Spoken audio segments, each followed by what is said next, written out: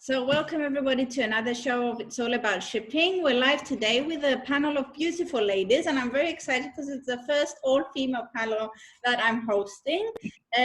With me today is Danae Bezentakou, who is from Greece and the CEO of Navigator Shipping Consultants, the concept founder of Yes Forum, and the Secretary General of the International Propeller Club of Pireaus. Mrs. Helen Buni, who is from the UK, Principal Program Assistant Technical Cooperation Division at the International Maritime Organization.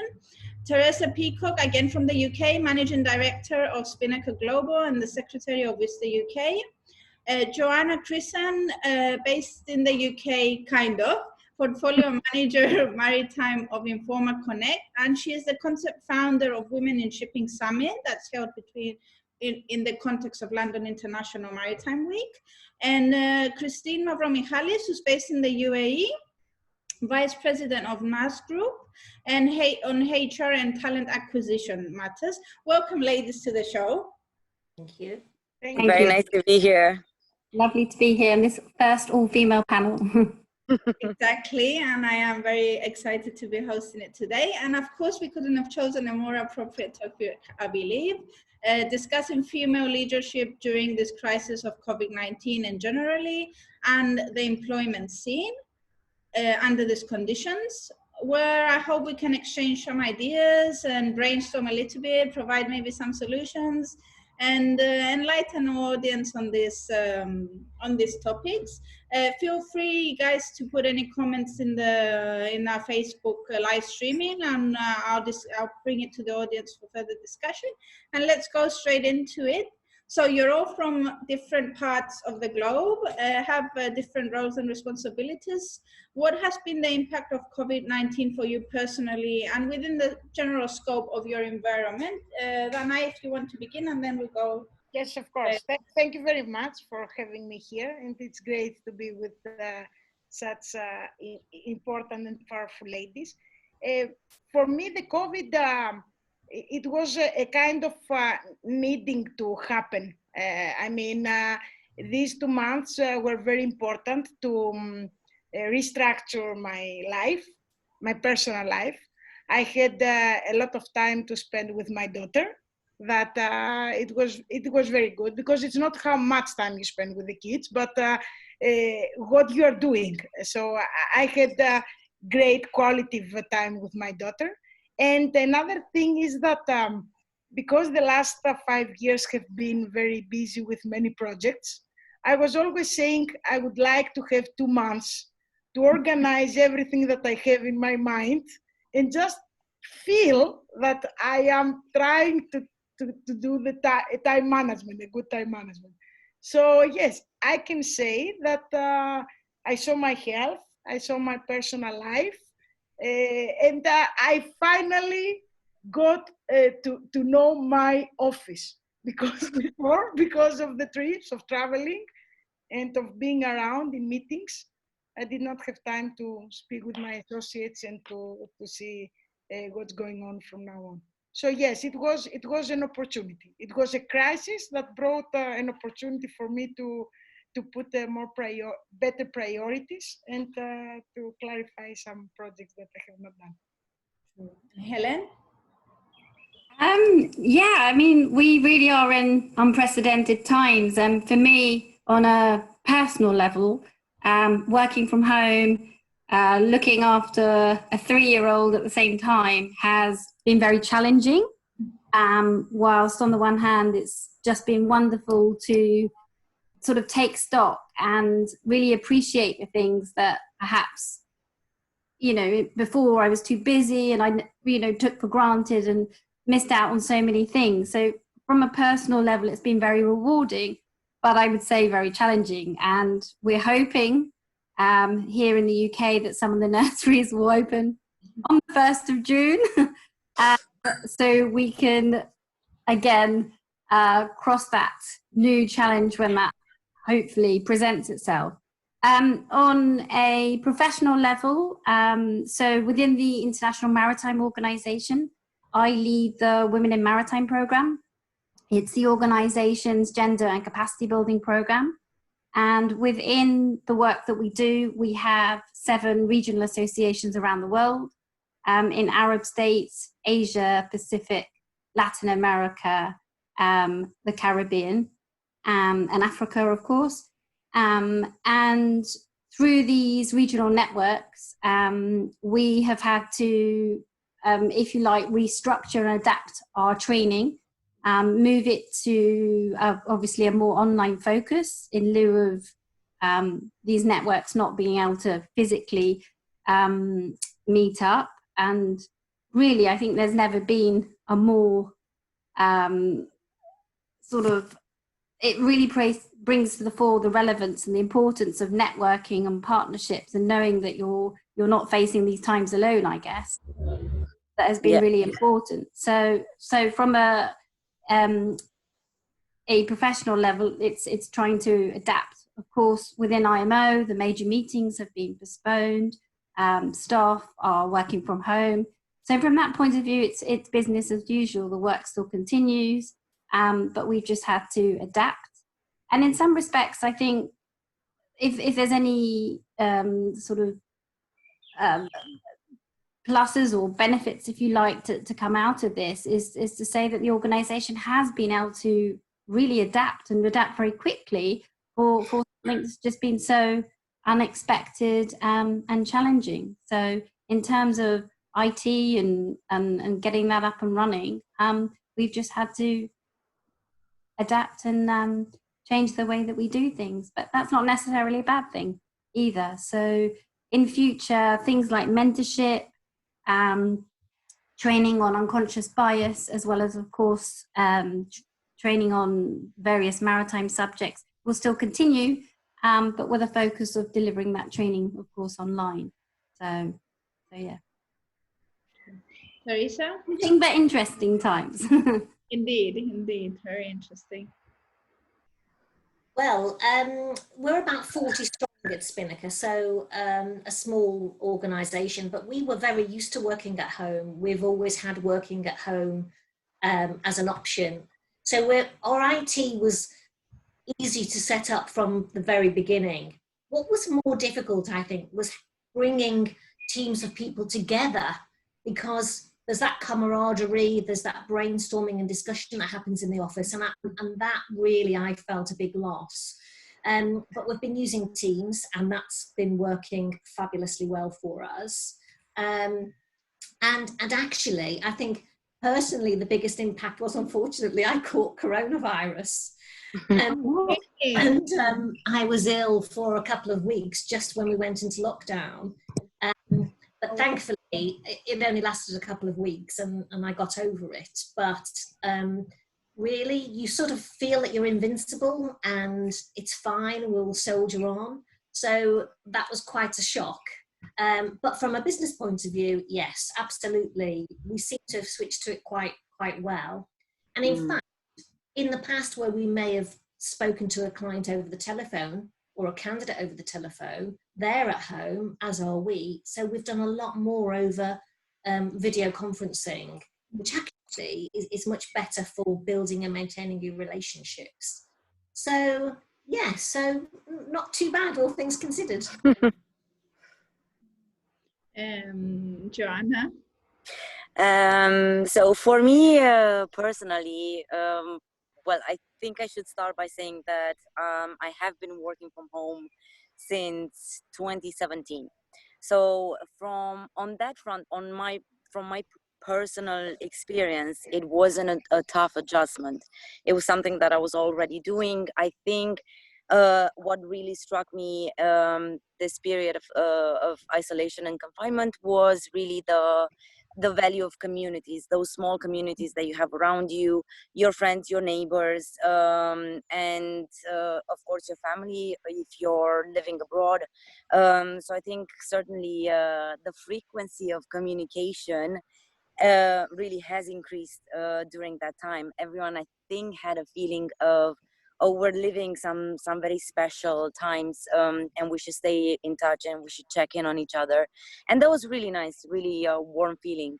On the professional side, because what we do essentially is we try to build a platform for people in this industry to function at the levels that they want to. So for us, what this time meant was really taking a step back and deciding what is relevant, what your relevance is, what value are you actually bringing to the people that you're talking to, which I'm not saying that we weren't considering before, but this has really brought it into the forefront.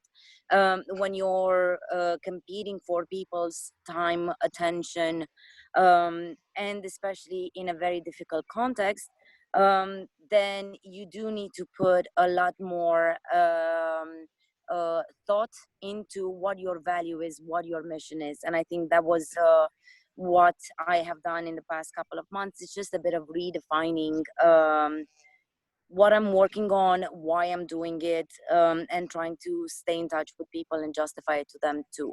And from the same position that Helen was had mentioned, it really is a test of agility and of relationships, and it's undeniable that things, yes, can move in this virtual world and quite fast and quite efficient, but nothing replaces relationships and face to face and the social interaction that you get when you meet people for the first time or when you see people.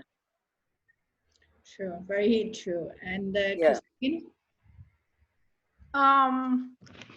In absolute honesty, to me, I have been more concerned about the health and safety of my family and friends, and living abroad and being away from your family and your closest friends does create an element of extra pressure, if I could say this. However, from a personal perspective, I haven't really felt an immense stress about my own safety. I mean, obviously, this pandemic has put everyone under an enormous test, and our ability to adapt fast to an unseen situation is something of great importance. While at the same time, working from home and staying at home obviously does come with certain disadvantages, especially if your work demands some traveling and you're used to traveling every second month between countries. However, I think this is a time where everybody is expected to adjust fast and show resilience and creativity in order to address the overall uncertainty that we're all witnessing at the moment. So very differing perspectives from different angles, and that's quite interesting to share. But following on what Christine just mentioned on dealing with the crisis as such, and the concept of today's panel on being on female leadership, we have seen that probably the actions, or it is argued, rather there's a debate, that the actions of female leaders in countries like New Zealand or Denmark, Finland, Germany, Iceland, etc., are evidence that women have been managing this crisis in a better way. Do you personally agree or disagree with the statement? How do you assess it? Do you believe that indeed the actions were different, or it was the circumstances? It would be nice if I could have your various inputs on this aspect. Let's go with Danae first so we can do the rounds again. What I can say is that, as we all know, Greece has been in a crisis before this crisis. So we can be very happy to say that, we can manage crisis. And what I have seen in the previous crisis, and I think that I will see also here, is that the women are reacting better in crisis. than in not periods of crisis. What I mean is that because it's very important to see the history always showed that when there was a war, after the war, the men were going back home, wounded and, with all the psychological problems of the war, but the women were the ones that they were trying to rebuild the society, the community. And I think that, yes, we are better during the crisis. And what I am seeing of these leaders is that they are showing a trust in collective common sense. They like one to help the other. I mean, the women, we like the synergies. And it's also very important that we are resilient and we are very pragmatists. Many times when they tell me, are you optimist or pessimist? I say I'm always realistically optimist, sorry. So yes, I like to be optimist, but when somebody says to me, is it really happening? I say, okay, can I really tell you what will happen? And then decide if you want to be pessimistic or optimistic. So this is what I'm also seeing in these leaders. And I'm happy that we're also seeing that even in the Greek shipping community, we see that the last 5 years, many women are taking over when there is a daughter in the family. In our family, we are 4 daughters. So there was no son, but we also see that in many other families, we see the daughters taking over and the women. And yes, finally, we start thinking big, which is very important, and taking risks, because this is something that we're not used to do, but we're doing lately. Helen? I suppose I would address it coming from a slightly different angle. We know countries with women leaders, they perform better. The research is there. Peace agreements where women are included are more durable. Parliaments where women enact more legislation, they tend to enact more legislation on social issues such as health, education, anti-discrimination, etc. Perhaps it is a generalization to say that women leaders during this, unprecedented times, as I said, this is an unprecedented public health disaster. But they have seemed to have responded swiftly, decisively. If you look at Germany, for example, and New Zealand, although of course they've been affected, especially Germany, by this crisis in a way as France has, their death toll is significantly less. Perhaps there is, they don't face the same pressure in terms of the need to feel hyper-masculated. They've appeared to have communicated with their constituents, as I said, effectively. And in my opinion, I think they have rightly been praised for handling this crisis. And Teresa?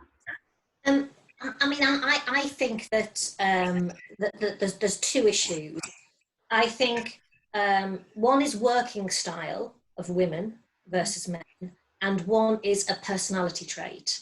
So I think females tend to be a little bit more collaborative, and they can be a little bit more humble, so are more likely to take the advice of the scientists and the specialist advisors than their male counterparts. So the working style of being a little bit more collaborative, coupled with the personality trait of maybe being a little bit more humble, happy to accept the advice, I think has shown. And I think women are generally a little bit more risk averse. So, and females do very well in insurance, in loss prevention, and those types of environments because they are that little bit more risk averse. So Helen mentioned New Zealand.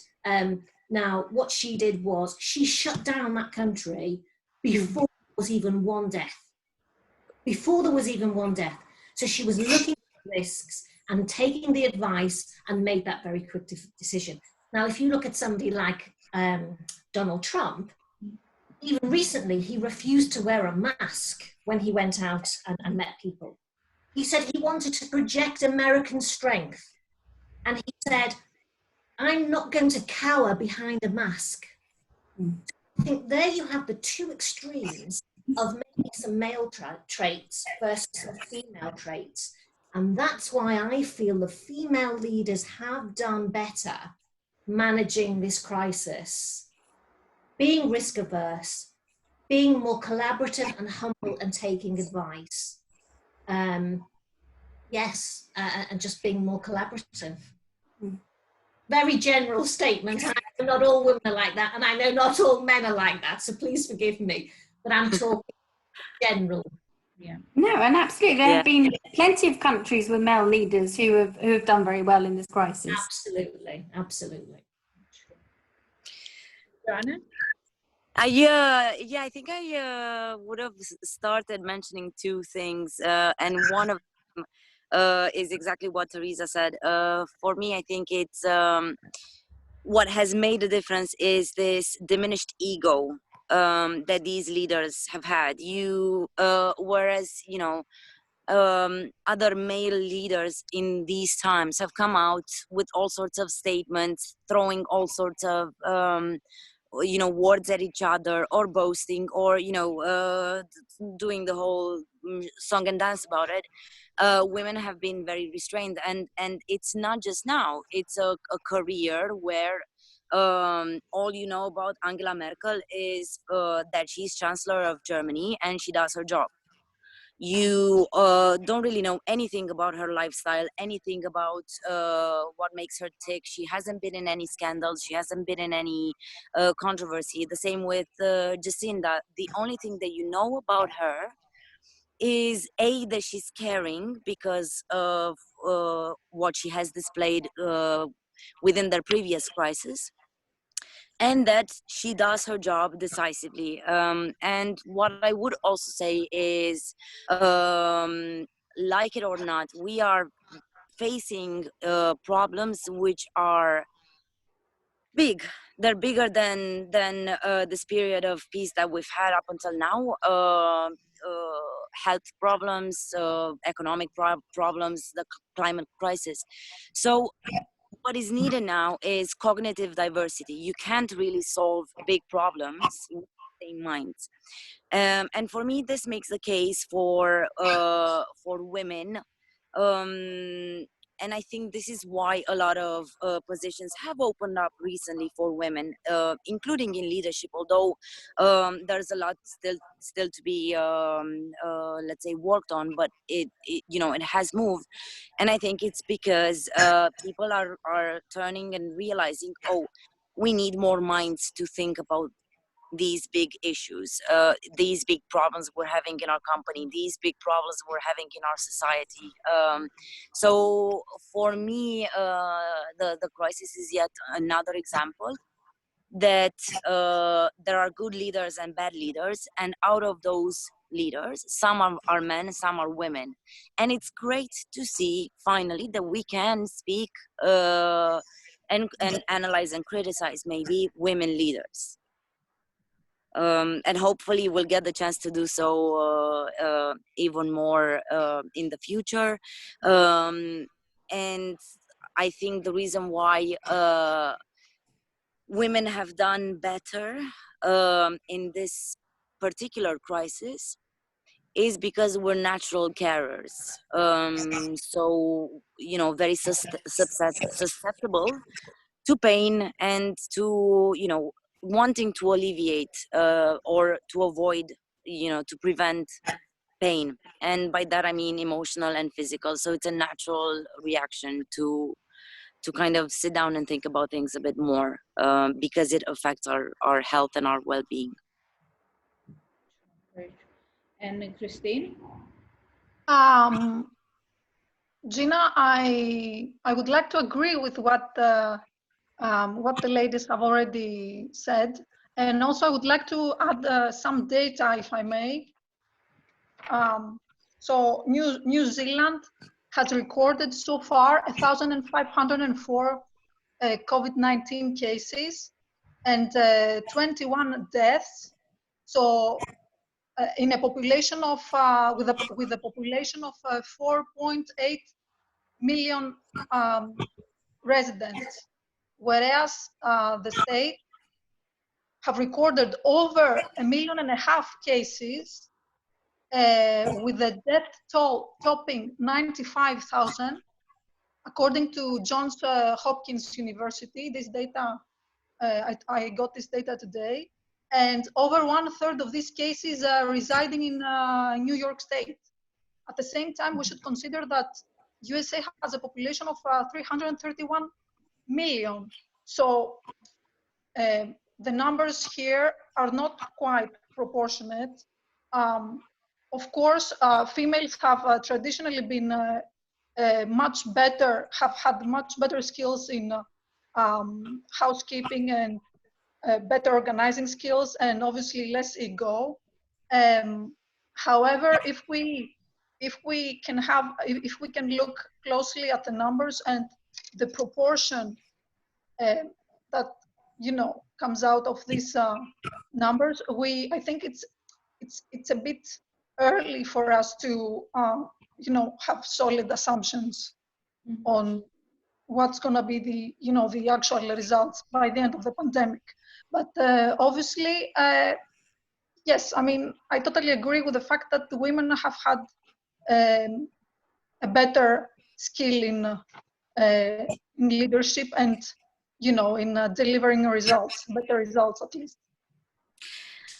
I think, Christine, and it was great to hear the conversation come back to some numbers and to think about it like that. And what I would say to this, it's not necessarily just the numbers that count and let's say the results itself, but also for me, the way that it's been handled in general. So the level of conversation, the level of protest, the level of just nastiness that kind of generates in everyone else not just anxiety but really negative feelings, which is it's not the case. It just isn't the case with other countries, and in particular with these two, with Germany and New Zealand. And it's the same spectacle in the UK, where there's again so much anxiety-inducing conversation and just so much polarization that it begs the question of not only what are we doing, what are our results, but how are we going about it? What is that? How is that impacting the people around us? Yeah, and sorry also to say something, because it's also nice to make discussion. I had the opportunity, I'm a young global leader in World Economic Forum. So I had the opportunity to meet the Prime Minister of New Zealand back in 2015, before becoming Prime Minister, when she was a young global leader like I was. The younger generations of women leaders are also, how can I say it in a nice way, not kinder, but they're more caring, because unfortunately, some of the older women leaders, they were a little bit more tough. They were a little bit more strong. I can understand that the percentage of women men, especially in shipping, that were all there, and the percentage of women leaders is just a small percentage. We can understand it, but what I'm seeing from the younger women leaders, because we also have some women in politics, taking as an example the Minister of Education, Niki Kerameos, that she has done a great job in Greece. I think that they are more secure of themselves, that they have support from other women. This is what I see. And this is why we will see more and more women leaders, because they are the women we like to be kind and smiling, but sometimes we were not feeling comfortable, and we were not we were not so true, let's say. As the younger generations coming over, they are doing more what I feel, what their heart says. So it has greater impact to the people, I believe. Certainly. Yeah. Yes, that's a really good point, because also we're seeing young men coming through who don't have that sort of toxic masculinity, and they are much more approachable. And I think some of the traits of the younger men coming through. So, and it's such a shame, because you don't want these young men having to grow up living up to such a masculine stereotype. So I think the younger generation coming through, both women and men, I think we're seeing that change, which is great. Yeah, I agree. During my research, I speak with a lot of men and women, and in particular about women in shipping and opportunities for women in shipping. And I agree with you, Teresa. With the younger men that I speak with, the reaction is almost as if, how can this be a problem? So they haven't even, they don't even have this concept that this could be an issue, that women aren't having the same experience as men are. And a lot of them are a bit surprised at this fact, and then they consider it a bit more, and then they think, well, and this is their direct feedback, well, if this is the case, then we should really do something about it. So I think a lot of the times it's also a matter of perspective, and the experience that shapes your perspective. And if you as a guy don't have that experience, then it's very difficult to tune in. True. I think there has also been very, very actually valid points, and there has also been a shift in dynamics in what is expected of a leader, whether within the maritime context or on a wider context, and that could probably be a discussion on its own. But I think it's right what you're saying, that maybe in different times and some years back, the female prototypes that were appearing of leaders had to act in a certain way to be considered effective leaders. Whether now we're all embracing a new style of leadership and a new need for a new style of leadership, which is hopefully a more positive note. But moving on from the actual feeling of the crisis and the actions that these leaders have taken in keeping the people and the country safe, we also, of course, have the economic aspect of it. And this is what some leaders have opted, to put as a priority, especially at early stages. And different countries have taken on different programs like the furlough scheme or some kind of subsidy, state aid. Do you believe from your various experiences that these are proving to be sufficient measures going forward to support employment, small businesses, the economy on a wider context? Who wants to go first? Danae, you? Yes. Look, this is an unprecedented situation. I mean, nobody knows. It has never. I have spoken even with people that they were alive during the Second World War, and they were 20, 25 years old, and I asked them if what was happening now was happening then, and they told me no. I mean, there was a kind of freedom during Second World War.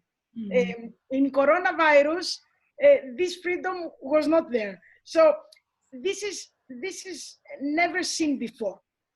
So we don't know if the measures that will be taken now will be okay for the future.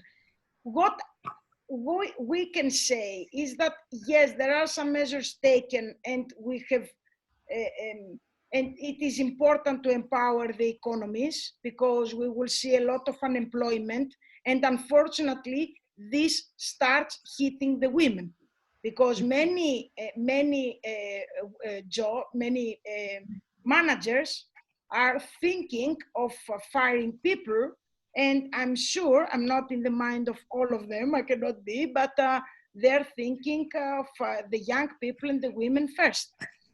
So, and this is very, very difficult because of the homeschooling and of the children that we're having home. I'm having an older, my daughter is 11 going to 12, so it's it was better to have her at home. I mean, she could do things by herself. But yes, it's going to need many women voices before taking decisions for all our governments.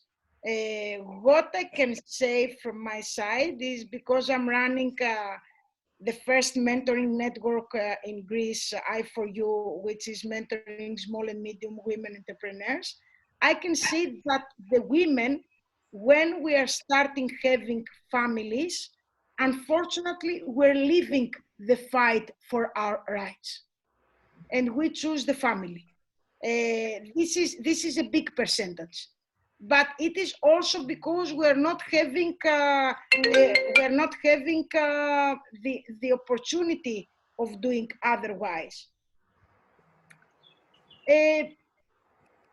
If I can say something how it can be done, we have to raise more voices, and we have to choose the way of synergies with more women, and to have specific strategies that we will present to our governments.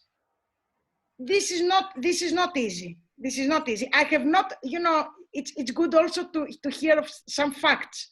I have not found many women who are long-term committed to change the position of the woman. So it needs many voices to make the difference, and long-term voices for many years, no matter what happens. So yes, it's not easy to work 12 or 15 hours per day. It's not, but I don't like to hear from women asking me how you can do this. I would like to ask, can we do it together? Not how you can do this. If I can, many other women can. So it's good to exchange views, and this is why I'm happy to participate in panels like this, because I get strength from women like all of you, but it's also an opportunity to say the other side, that we have to try more. Helen? I've forgotten the question. No, I'm joking. Yeah, I mean, at the moment in the UK, there's furlough schemes, there's grants. The government has issued various sort of taken, I think, actually quite good steps in terms of tackling people who are self-employed. And as I say, there are. I'm very fortunate. We're working from home. I still receive my salary, but I know that in times of crisis, women are disproportionately affected, and this pandemic that we're experiencing, it will be no different. Will it lead to unemployment? Yeah, absolutely, because at some point in time, we have to find a way of getting back to work and living and adapting, I guess, to what will become the new normal. So, you know, it's very difficult to predict what will happen, but in terms of, are we heading for a recession? Yeah, absolutely. So you don't have to be an economist to hold up my crystal ball and be able to say that. It's very difficult, very worrying time to people. Yeah. And again, I go back to the strength and support that our networks find being part of these associations is tremendous, because they're facing similar challenges. You know, in these very uncertain times. So yeah, it's a very worrying and difficult time for many people. Maybe also Teresa and Christina, because you work on the recruitment forefront, also you have more insight on what exactly is happening from that side and what you foresee going forward. Of course, yeah. I'd like to share some data here. According to the national agencies in the UK unemployment surged to 1.3 million in the first 3 months of the year. We should mention also the figures in the US. In the past 8 weeks, there has been a total of 36.5 million jobless claims. A YouGov poll of 1,287 US adults conducted between the 16th of April and the 17th of April states that 61% of them see an economic depression coming in the next year, while 34% of Americans think we are already in the midst of one. At the same time, a YouGov survey in April in the UAE has shown that 64% of UAE residents and 38% of Saudi residents expressed worries about losing their jobs. Qatar Airways has announced that they intend to reduce 20% of their workforce, while Emirates Airlines are to cut about 1/3 of their staff, their total staff. So obviously, any state aid towards the business sectors that have been hurt the most, like the hospitality sector, tourism, retail, aviation, art workers, shipping, obviously is more than welcome. And I think in these very difficult times, and until the economy gets back on track, we should all consider how we can all contribute to in order to maintain and save as many livelihoods as possible. I would like to add a small comment, it's not made by me, but by someone very famous. Ask not what your country can do for you, ask what you can do for your country. As once very famously JFK said, addressed to the US citizens. So I would say that it's time, this is the time for the more privileged layers of our society to give back. And if that means the loss of the annual bonuses or a cut on the salaries, a significant pay cut perhaps for the middle managers in order to sustain the livelihoods of their co-workers. If this needs to be done, it should be done. And at the same time, I should mention as a last point, the significant help that the majority of the ship owning community in Greece has already shown to the Greek government and the Greek people by providing significant funds, proving their solidarity and patriotism under these very unprecedented times. Thank you. And Teresa? Well, I think in the UK, I think the actions that the government have done so far have been very good. The furlough scheme, and as Helen mentioned, the small business grants and so on. I think the danger time will be when the furlough scheme ends and people are being brought back into the business. That's when I think we will start seeing bigger redundancies. And look at who's going to be most vulnerable at that point in time. Spinnaker has, we run the HR Association, and we do salary benchmarking, and we collect all sorts of data. It's about 30,000 pieces of data, so it's a significant piece of work. And if we look at the women in our survey, 76% of women are below management. 76% of women in shipping are below management level. And when you look at companies and organizations making redundancies and letting people go, they're going to be looking at those lower level roles initially. And that's why women are going to be extra vulnerable in this situation. But I think if we look at, are there going to be any particular industries that are affected? I mean, if we look at the maritime industry, we are getting increased requirements from banks, financial institutions, because over the next 6 to 12 months, there's going to be a lot of organizations needing to restructure their finances and their debt. And that then will lead on, of course, to an increased input on the legal side as well. So if you're looking for who's going to be busy over the next 6 to 12 months, it's the financial institutions and the banks and lawyers. In the UK, we have a requirement to report on gender. So if you look generally in the UK pay gap is 16.2%. The maritime industry globally, the pay gap from our 30,000 pieces of data is actually just over 42%. So the difference in pay in the maritime industry is just over 42%. Actually, if you look at aviation, that's about the same, and manufacturing and financial and banking, they're all at that 40% or just above level. So although it sounds horrendous, it's actually on a par with those other quite male-dominated environments.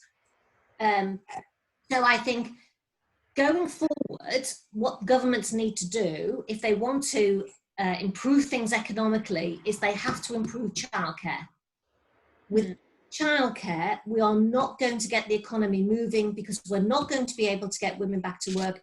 Women are the primary carers. So if governments can get any help at all at the moment, they should be propping up the care institutions, the preschool and the schools. That way we can get women back into work, and that women won't be so disadvantaged going forward when companies are back reassessing and restructuring. And Joanna? Yeah, I agree with Teresa in the sense that, of course, and thank you, Teresa, for the data. And I think, yeah, you're very spot on when you talk about what's coming up for us.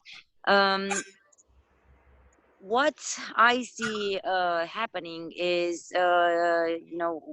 we've managed to highlight in our society some very deep vulnerabilities on the professional front, and I think a lot of people have now had this wake-up call as to the security of their jobs. So as an example, one of my neighbors has been working his entire life in oil and gas, so 2 months on, 2 months off, and he was saying to me just the other day, I think this is it for my career of 20 years in oil and gas. It's not the future anymore.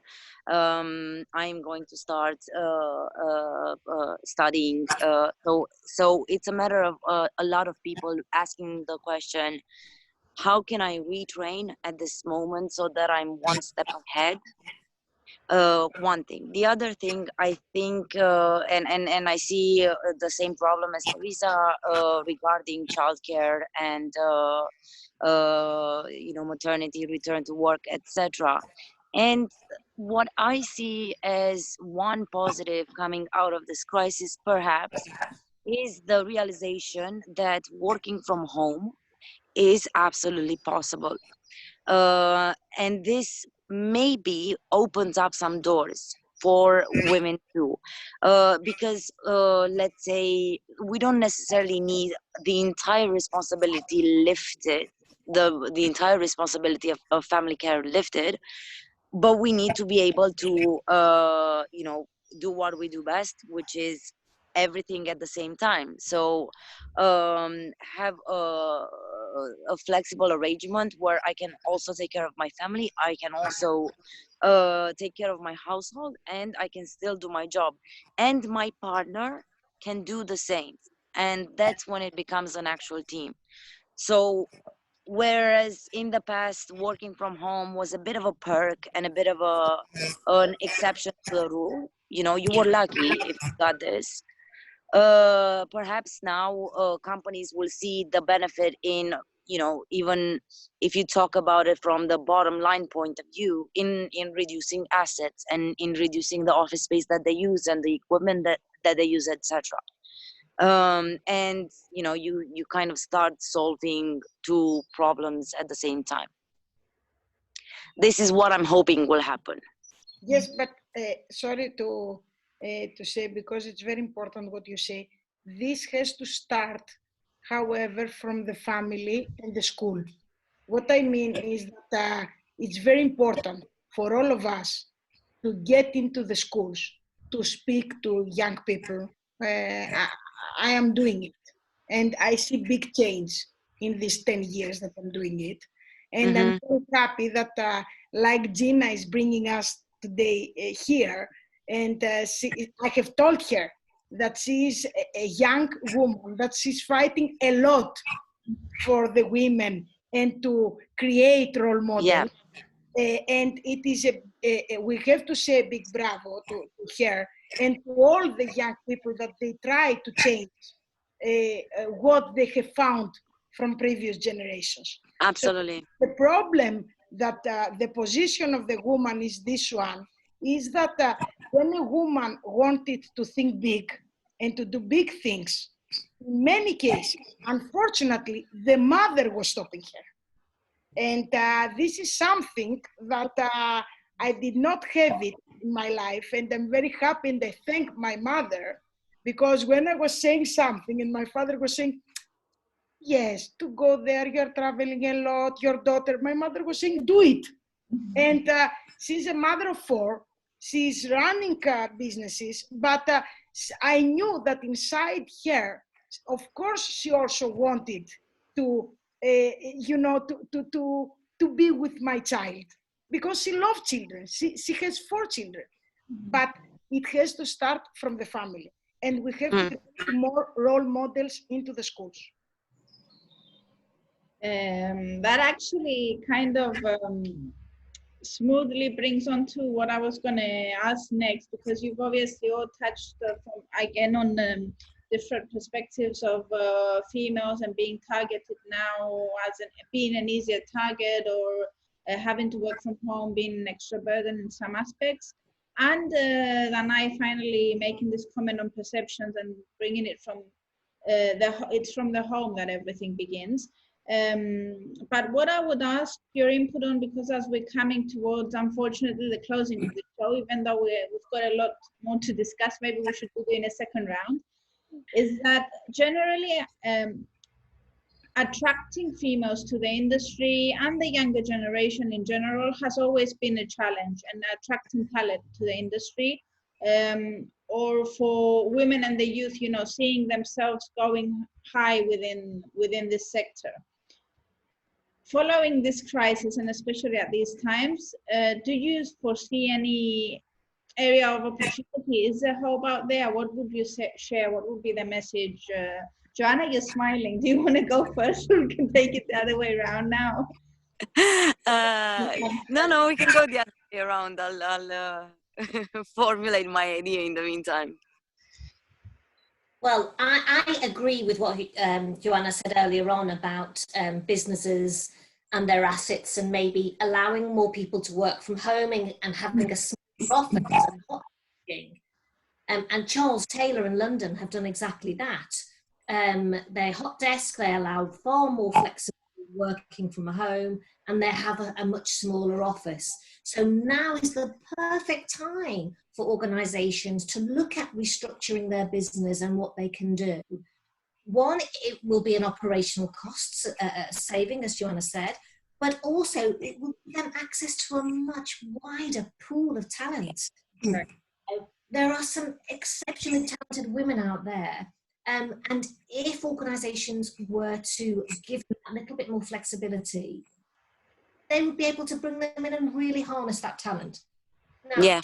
Teresa May, ex-Prime Minister of the UK, she is suggesting that the default position should be people are able to work from home, and the onus should be put on the company to justify why that person needs to be in the office 5 days a week. And that's what she's suggesting. And I think what a wonderful idea. Instead of and this goes for men just as much as women, for all of us.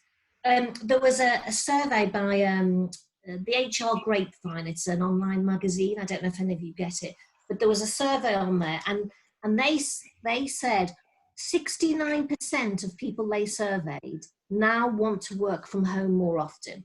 69. Yeah. Now that they've experienced it, they want to work from home more often, men and women. So now we can prove that it works and that productivity doesn't have to suffer. So yes, it's a great opportunity for organisations to save costs and have access to a wider pool of talent. But as we're saying about numbers, I want to tell you for another research that has been done to 1.5 million high-level employees in companies that they're also in the 500 Forbes. And the results were a little bit worrying. Why? Because the 45 plus men and women before COVID were saying that they don't want to work from home. They prefer to work from the office. The younger generations were saying that we want to work from home. What happens now is the opposite. What I mean, the 45 plus were adapted very quickly, much quicker than the younger generations to the home working. And it's a big research that has been done. So what I would like to ask, and I also ask myself, is we really want to make it happen and there are problems and we do not, or we try to find problems? Because if we really love what we're doing and we want to have family, be successful, we need to make sacrifices. So if we all want to work from home, I fully agree with you. I can also work from home, is that we must also understand that working from home maybe means that we're losing 2 to 3 hours to go to our office. So we must be more productive. And in shipping, unfortunately, we have not seen, in my company, I have not seen more productivity at home. Why? Because the younger generations are not reading and they're not being informed so much. So the brainstorming that we were doing in the office was helping us to bring our knowledge to them. So yes, I say yes to the home, to working from home, because this will be much better for us. And what I mean us is the ones that we work 15 years plus. But the younger generations, they have to work and to read and to try much more because they will not have the knowledge that comes from the brainstorming in the office. Because in Greece, the Greek shipping miracle has been created by the brainstorming, by saying to each other what's happening, by screaming, by laughing, by crying, but all together. So the human contact is making, for us as Greece, that we're number one in the world, the shipping miracle. So Danae, you can always scream via Zoom, right?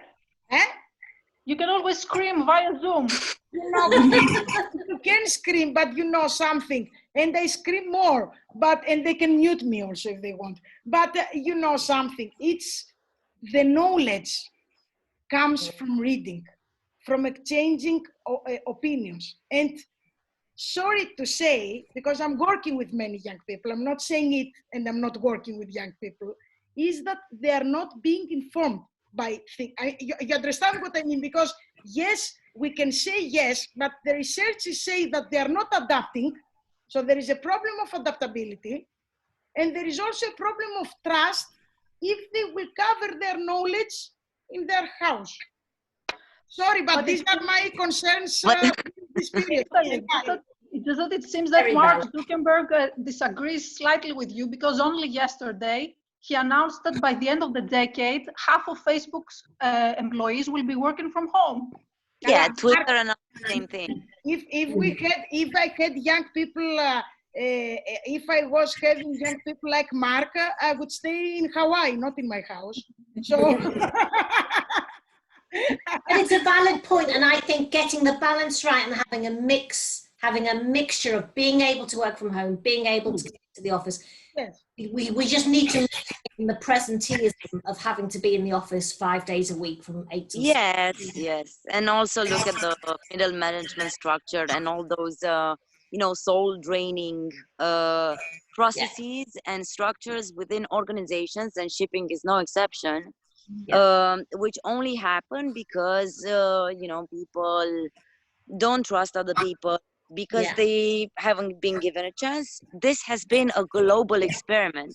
Like it or not, everyone works from home. Like it or not, everyone needs to trust everyone. From what I've seen, there hasn't been anyone slacking off. Certainly, the crew managers that I spoke to are up to their ears in, dealing with crew changes, in ensuring everyone stays safe and healthy and gets back home. Within my own company, there's been a lot of innovation, a lot of thought around how we can do things, other things, and a lot of communication, certainly, although everyone misses the face-to-face interaction. So certainly I'm not an advocate for a fully virtual, segregated existence, but I am certainly for giving people flexibility, because that gives them space to be creative, to be innovative. They're happier, and we maybe get rid of some of those old structures that we don't need anymore. And when and again, things are related. So when you reduce that traffic that commuting brings with it, high real estate prices in huge professional centers like London and Berlin and New York, and so there's a lot that comes with this changing the way that we work. And I'm hoping that also this means good things for women, because as far as I've read, some people are touting digital as this new frontier for women. And according to the last World Economic Forum global survey, that's not the case, because women don't train in those jobs, and they don't enter the tech sector. So hence they won't enter the maritime sector via the tech opportunity. So I think the only way, and I've spoken to so many people these days of the pandemic, and so many people have said to me, I've started learning this, I've started getting into that, I researched a master's program. And you only get time to do those things if you have the time, not if you're taking 3 hours to go to work. Exactly. And come back, and then you're wiped out, and you have a bottle of wine, and the next morning you're back at it. And Helen and Chris, if you would just have like to make any comments to that last question before we go into concluding remarks. Unfortunately, we are running out of time. Yeah, I mean, I agree with everything that's been said. It's about turning a crisis into an opportunity. We are 10 years of attaining to the 2030 agenda and the related sustainable development goals. We know that if you look at Zika, Ebola outbreaks, it distorts healthcare. So you've got disruption to antenatal access to sexual health. Calls for domestic violence hotlines have increased during the pandemic. We know that burden does fall disproportionately on women in terms of childcare, and I guess it's how we adapt and overcome. I mean, for example, this week, so the 18th of May, the Pacific Women in Maritime Association, one of our regional networks, they celebrated a day for women in maritime. It's not an official day on the IMO calendar, but yet again, it's another event to give visibility to women whose efforts are often not recognized or undervalued in the sector. Mm-hmm. It's about creating opportunities to, getting in my daughter, she's about to storm the room, sorry, creating opportunities for the next generation, knowing that there's a career in maritime in the first place and an attractive career. In terms of IMO, as we know, shipping obviously is very much male dominated, but in terms of IMO, in terms of the staff, the secretariat, they've made a real effort to address work-life balance, childcare issues, and mental health as well. It is a huge area that we haven't really had a chance to sort of tap into that there during these discussions. Yeah, it's exciting times. It's definitely interesting times. I mean, I had all these wonderful ideas that I was going to learn Italian and do other, and it just hasn't happened. But that doesn't mean that I won't come out of this a better person, or understanding that it's okay to take a step back. It's okay to not be the best I can in my job and my family life 100% of the time. It's just not humanly possible. And it's strange times where you're missing, physical contact, and it's about creating an enabling environment, and for the maritime sector to be sustainable and to attract the best talent. And we know that diversity drives profitability. So why aren't we doing that? Why is the conversation still about gender and not about competencies? Yeah. So these are all really exciting things to come out of it. We touched earlier upon women leaders and how during the pandemic they really stepped up to the plate. And I think, again, this is an example where perhaps, in future crises, some of these lessons could be learned and adapted, and their leadership style may be replicated. So, lots to digest and learn. And for us, if I may say, we've undertaken a data study with WISTA International to count the number of women in maritime. Last year's World Maritime theme, Empowering Women in the Maritime Community, there were numerous events held, and we want to not just continue the momentum, but actually walk the talk and have some tangible outputs from that. So when you start talking about how you can empower women and enact sort of gender-friendly legislation, if you will, you've got to know what numbers, what's your starting point. Yeah. That's something really important that we're still progressing and continue, along with our other activities. So, yeah. Sorry, that was really long. No, and actually, I think maybe because we did have other topics to discuss today, and I was thinking we should definitely have a second round, because unfortunately we're running over time. But before we close, because we've had a very interesting and I believe very insightful discussion, so maybe Helen, leading from your point that you're gathering the data with WISTA International, the policy reform question should go to a closer time when we've got more data to discuss whether there's a need or not.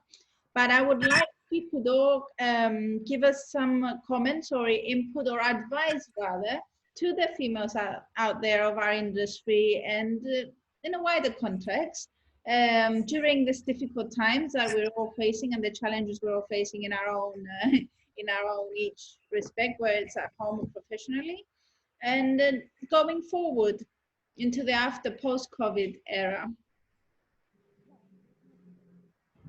So can I start? Yeah, I think the usual way.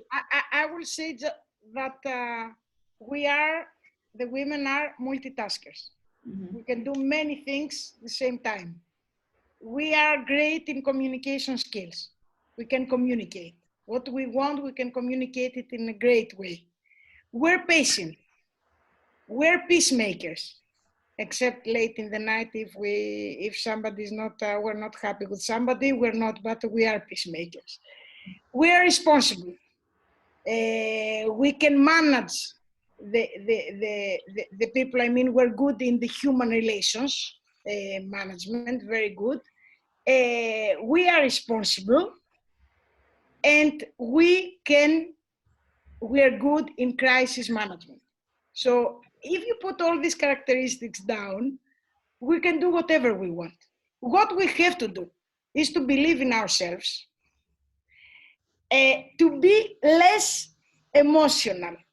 It's great that we are so emotional, the women, but we have to try to be a little bit less emotional, or to choose when to be emotional and if it affects us. After listening to all these great women, and after knowing so many other around me, what I can say is that I feel strong.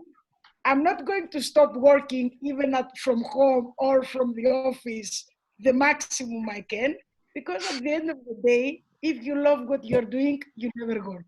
So I think that I'm very happy with my life.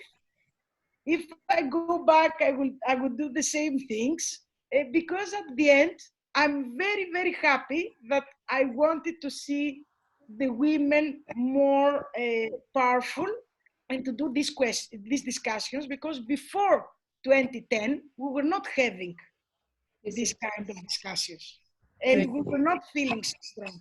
So I'm very happy that we're having role models. Let's work a little bit more for our daughters and for the girls that are starting from the school. This is what I can say. And to hopefully take it to the next level that Helen was mentioning, discussing competences rather than equality, but we've got some time ahead. Okay, it may take some time, but it will happen. It will happen. But I'm very happy that I am with all of you, and we had this great discussion, because I'm leaving also this discussion stronger, and I will have a better weekend. So thank you all. Helen? I mean, to me, I guess it would be the power of visibility. So many examples where I've said to women from IMO associations, when you're undertaking any sort of activity, I guess be confident and believe in your abilities.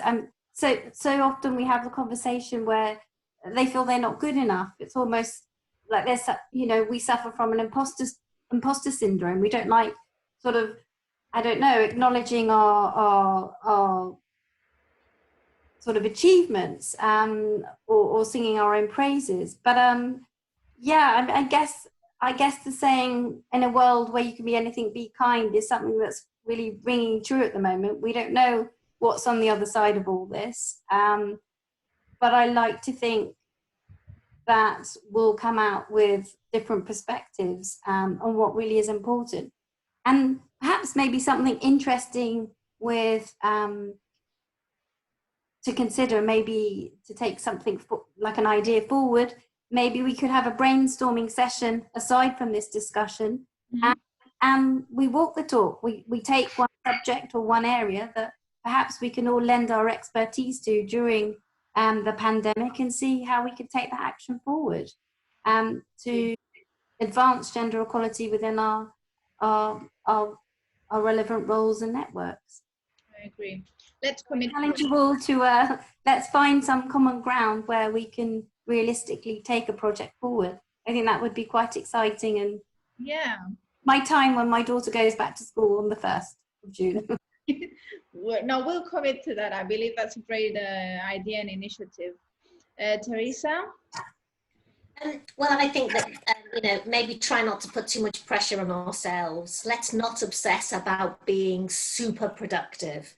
Everybody during lockdown wants to, as Helen said, learn a new language, or I'm going to write that novel, and then disappointed with yourself when you don't do it, when actually what you are today is enough. And it's recognizing that you are enough as you are today. And also recognizing that self-care is not an indulgence. Self-care is essential for one's mental health. So taking some time out and doing things just for yourself, I think is so, so important. You don't have to be super productive or lazy. It isn't one or the other. There is a happy medium, and be happy attaining that. And just, as Helen said, be kind to yourself. Excellent. Christine? I totally agree with the ladies, and I do also think that we should all try to stay as optimistic as possible. And I think the main target is would be to stay conscious throughout this phase, and try to manage our emotions in the most productive way. Try to pull inspiration from almost anything. Try to see the positive, This week I finished watching The Last Dance, which is a documentary about Michael Jordan. And he's a super athlete, efforts, his resilience, his hope, how hard he tried to bond to keep his team, the Chicago Bulls, bonded and win all these NBA championships, one after another. And I think that's the exact spirit that we should all try to maintain right now. To stay focused, to stay united, to try and help our co-workers, or our family members or our friends who feel more intimidated and overwhelmed from the overall situation, and perhaps allow the mini Michael Jordan that I would like to think that we all hide deep inside us, to come out. And this way we can all hope for a better future, at least in the following months, hopefully, when the situation will be sorted on a national level, and we will be possibly witnessing better healthcare, more precautions at the workplace, higher health and safety standards, and hopefully we will resume some of our previous life. Excellent. And Joanna? For me, I think the three things that are super important, and I would like anyone that I speak to take away with is just be brave, have courage. These are unusual times, so just be brave, make a decision, or just even start thinking of making the change, and then keep learning, and in the end put yourself forward. So don't stick around in the shadows. You've got something to say. You've got this, you've done the job, you have the experience, put yourself forward, and then everything else follows. So this is my what I would advise my younger self. And maybe do yoga as a cherry on the cake. Well, unfortunately, even though I'm sure a discussion could last for a few more hours, we will have to reschedule a second session. I truly believe that we should do it because we had some other interesting questions to discuss. But I think that today we shared very insightful information and thoughts and brainstormed a lot and advice for the audience, and hopefully closing on a very positive note. I think we should also take up Helen's suggestion and do a private brainstorming session and then bring it forward and actually follow it through. Yeah. Make the most of it. And thank you very much, ladies. I truly enjoyed this all-female panel and our discussion. Danae, Helen, Teresa, Christine, Joanna, thank you very much for being on It's All About. Thank you. Thank you too. Thank you for having us. Thank you very much. Have a lovely weekend. Bye. Bye.